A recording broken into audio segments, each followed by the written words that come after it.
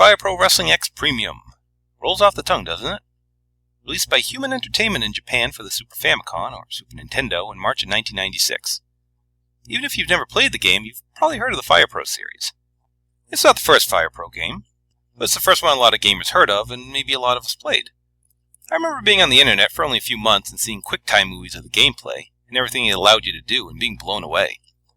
The series to this day has a rabid following, and while it's not my favorite game engine ever, I've modded consoles to play imported Fire Pro games, and even bought gaming systems specifically to play a Fire Pro game, so yeah, I'm all in on this one. Just as a note, we're using a translated version of the game for demonstration purposes, in case you were confused. Just keep in mind this game came out in March 1996, about a year and a half after Raw.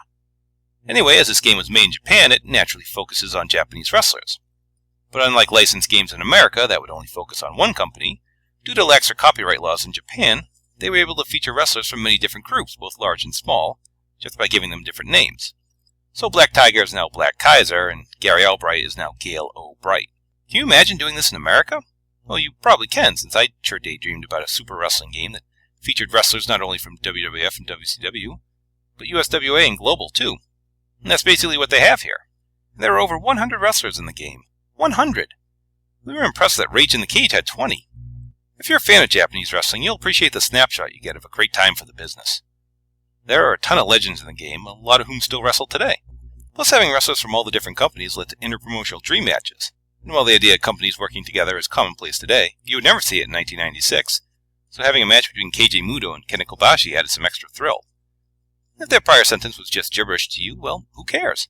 There are 100 different wrestlers to try out, backed by an awesome game engine. Unless you're a vehement racist, you shouldn't have any problem with who's in the game. And besides, Human was kind enough to put in some random Americans like Hulk Hogan and The Undertaker. And current Executive Vice President of Talent Relations, John Laurinaitis, is in the game too. I respect you, Funk Man! Well, let's talk about that engine. Pretty much every game we've covered is a button masher, where you lock up and press a button as fast as you can to pull off a move. But in Fire Pro, to initiate a grapple, you walk up to the other wrestler. And as soon as you lock up, you have to hit a button at just the right time to execute the move. It's based a lot more on timing. Button mashing does you no good here. And the grapple moves are broken into weak, medium, and strong. You'll have to start doing weaker moves, like kicks and strikes, and then when you inflict enough damage, you move on to medium moves, like suplexes and DDTs, and then finally on to strong moves to end the match. If you try and do stronger moves too soon, they'll likely be reversed. And not only adds strategy, but matches build naturally, from basic moves to finishers at the end. And speaking of moves, there are hundreds of them in this game. Just tons of crazy moves like pyramid bombs and tiger suplexes and swinging DDTs. In addition to 13 front grapples, you have 6 rear grapples as well. Plus you can do multiple moves off the top rope to both standing opponents and opponents on the mat.